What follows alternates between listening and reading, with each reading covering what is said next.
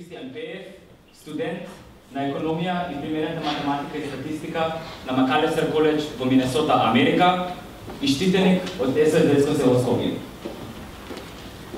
Имајќи можност да ги слушам говорите пред мене, уште поголемо задоволство ми е што сум дел од една ваква извонредна манифестација. Имам 20 години и можеби е... Извинете.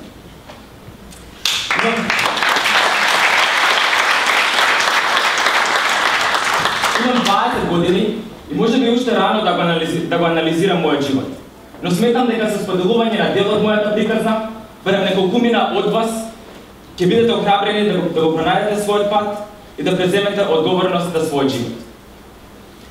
Една од моите најголеми животни мисии е да им го пружам на моите деца тоа што моите родители не успеале да ми го пружат мене. Јас ја изгубив мајка ми во сообраќајна несреќа кога имам само 10 години. Сметате ли дека требаше да се откажам, да подкрепнам, да престанам да се борам? Не.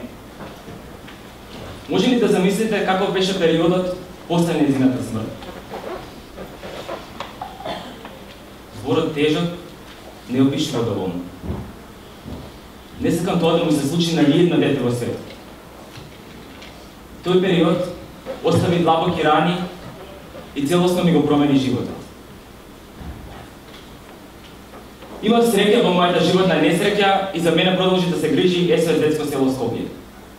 Тоа е организација за алтернативно згрижување на деца без родители и родителска грижа, која ми даде втор дом и ми понуди услови за живот толку неопходни за секое дете. Кога станав свесен за мојата ситуација, долго се прашував зошто ова требаше да ми се случи токму мене. Зошто мораше јас да ги препродувам овие моменти и да го живеам остатокот од мојот живот со таа ранлива болка. Зошто? Долго ги барав одговорите на овие прашања. Барав инспирација за живот и тоа во околина каде малку луѓе те ценат како личност без да се жалуваат за тоа што се случило. Јас успеав да научам да ја прифатам состојбата во која се наоѓам, без да ја негирам или да обвинувам некого за тоа. Одлучив да се изградам како личност и да го земам животот во своји раце. Се посветив на училиштето и секогаш бев меѓу првите ученици. Средното училиште го започнав во Корчагин, а веднаш после првата година добив стипендија да го продолжам моето образование во еден од светските обединети коледжи во Коста Рика.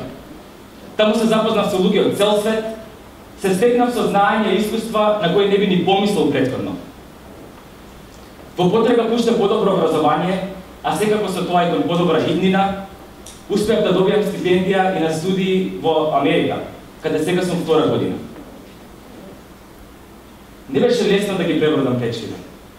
Имаше периоди кога се изгледаше невозможно или непредвидливо. Сепак, бев решен да ја остварам целта и да продолжам понатаму. Бидејќи не е важно човекот каде доаѓа, туку каде оди. Јас имав емотивен пат во мојот живот. Јас останав без родителска грижа, но не се откажав. Сите ние имаме минато кој носи различни емоции и ни учи на многу лекции. Да не дозволиме тоа минато да не дефинира. Да не дозволиме да представува пречка по патот кој што одиме без разлика колку и да е трнлив. Да бидеме горди на тоа што сме и постигнувањата да ни бидат поттик за уште поголеми успеси во иднина. Но лошите нешто од минатото нека не бидат мотив повеќе. Да ги употребиме како одскочна даска за тоа што следува во иднина. Да ги прескокнеме границите, да се соочиме со срабовите, бидејќи доколку успееме во нашата цел, сме успеале и во животот. Благодарам.